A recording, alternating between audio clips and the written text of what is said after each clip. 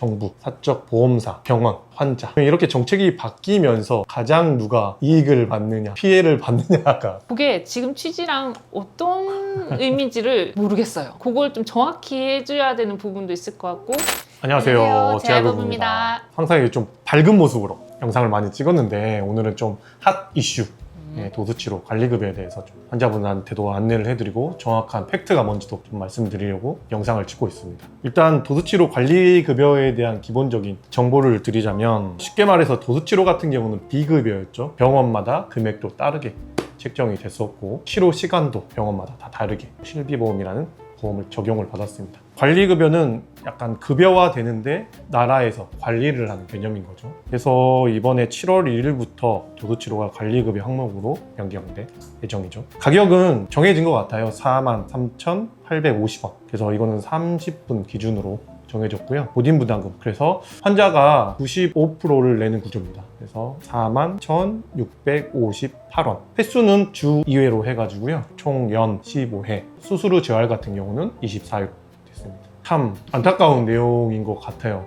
좀 이렇게 변했는데 어떠세요? 일단 뭐 취지는 도수치료가 꼭 필요한 병원에서만 진행된 게 아니라 아마 과잉으로 치료가 된 부분들이 있기 때문에 그거를 조절한다는 취지인 것 같으나 지금 발표하신 내용을 봤을 때는 정작 정말 필요한 분들까지 받지 못하게 되는 오히려 그런 상황이 되어버린 것 같습니다. 그래서 이게 횟수를 모든 질환, 모든 환자 불문하고 그냥 동일하게 횟수를 정했다는 것 자체가 조금 의문스럽고 정말 치료가 필요하신 분들이 많으시거든요. 이게 모든 치료가 주사 치료로만 먹는 약으로만 해결되는 게 아니라 도수치료나 이런 전체적인 우리 근골격계나 이제 불편하신 부분을 잘 이렇게 치료를 해드림으로써 더 좋아지시는 경우를 저는 많이 겪어보고 있습니다. 그래서 요즘엔 환자분들이 오히려 주사 부작용이 있거나 하시는 분들이 계신데 그런 분들이 아무것도 하지 못하고 도수치료를 제때제때 받지 못하신다는 것 자체가 안타까운 부분이기도 하고 점차 진행하는 질환 그리고 뭐 파킨슨이나 아니면 뇌경색 있으신 분들이나 아니면 수술 후나 이제 구축이 너무 심하신 분들은 24회까지는 횟수를 얘기를 해주긴 하는데 이게 쓰면서 자꾸만 굳어가거나 상태가 악화되거나 환자분의 컨디션에 따라서도 얼마든지 치료 횟수가 좀 조정이 될 수 있는데 그런 것도 그냥 동일하게 24회 1년 통틀어서 그렇게 정해놨다는 것 자체가 오히려 환자분들이 치료를 제대로 받을 수 있는 기회가 조금 제한되지 않았을까 네, 그런 생각이 들긴 합니다. 지금 그리고 환자분들도 많이 얘기를 해주셔요. 저는 도수치료 하면서 정말 제대로 하는 병원들도 많이 있거든요. 정말 제대로 도수치료를 잘해주시는 치료자도 많은데 저는 이러면서 훨씬 좋아지고 있는데 왜 못 받게 하는지 모르겠어요 라고 말을 하시는 분들도 많으세요. 저도 필드에서 직접적으로 도수치료를 하는 물리치료사로서 조금 부끄러운 부분도 있었어요. 무슨 말이냐면 병원에서 도수치료가 실비보험이 잘 나오다 보니까 피부음 이용을 하고 도수치료 청구하고 그다음에 위고비라든지 비만 치료를 하면서 도수치료를 청구하고 최근에는 어떤 환자까지 많냐면 탈모 치료까지 봤습니다. 사실은 저희 병원 같은 경우는 정석적으로 진짜로 근골격계 환자분들 치료하는 병원인데 약간 이게 좀 피해를 본 것 같긴 해요. 사실 이런 부분이 사실 저희가 어떤 대처를 해야 되는지 환자한테 병원에서도 많은 피해가 있어서 지금 많은 걸 준비하고 있습니다.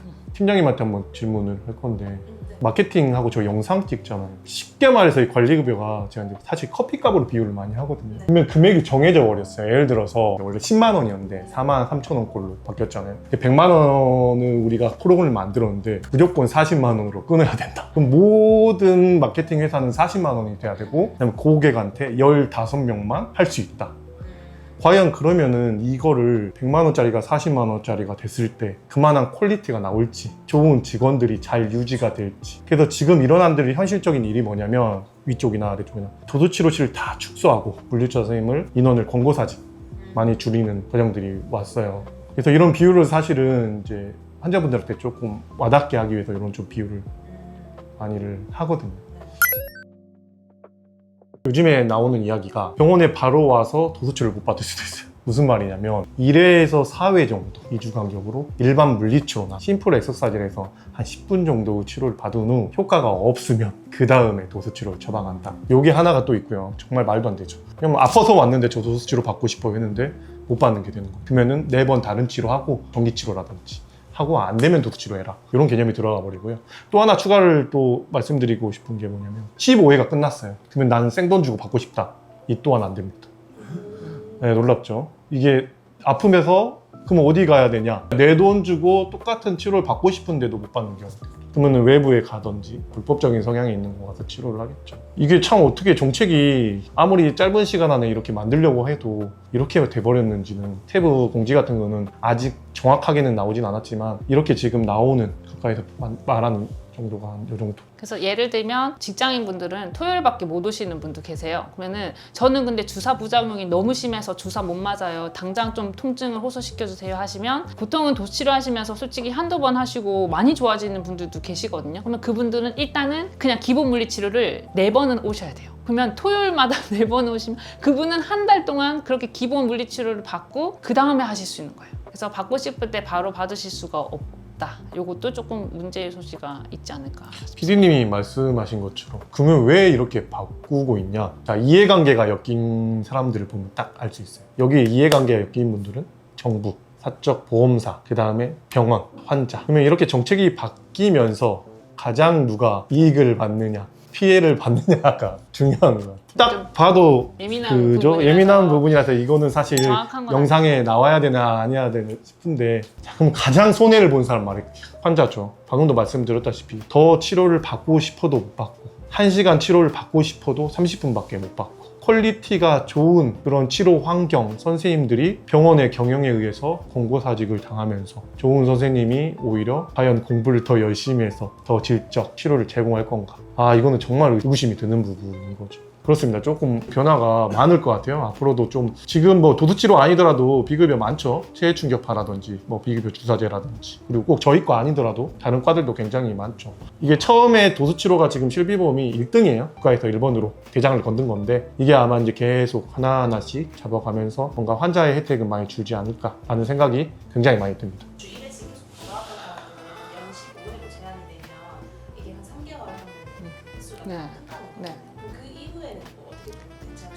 지금 이게 뭐 기사가 있거나 한데 보면은 또 나라의 복지부에서 올린 항목에 단순 피로, 뭐 마사지 이런 항목으로 해서 받으려고 하시는 분들은 할 수 있나요? 하니까 또 그거는 된다고 써놓으신 거예요. 그냥 비급여로 환자 본인 부담으로 해서 해도 된다고 마지막 질문 Q&A에 딱 적혀 있더라고요. 그래서 그게 지금 취지랑 어떤 의미인지를 모르겠어요. 그걸 좀 정확히 해줘야 되는 부분도 있을 것 같고, 도수치료가 이제 관리급여로 처방 자체를 하지 말고 그냥 항목을 우리가 알아서 병원에서 뭐 만들어 하라는 건지, 네, 그래서 그것도 저희도 의문입니다. 그래서 제가 방금 왜 웃었냐면, 스레드라든지 릴스에 이제 이런 영상들이 많이 나오거든요. 빌려와서 병원인데 굉장히 저는 뭐 어디가 아파요 해가지고 이런 도스라는 수기치료를 받아야 하는데, 요즘 피곤하고요, 어깨가 뻐근해서 오늘 이렇게 받아야, 그러면은 사실 의료진도 소위 말해서 현타 오지 않을까.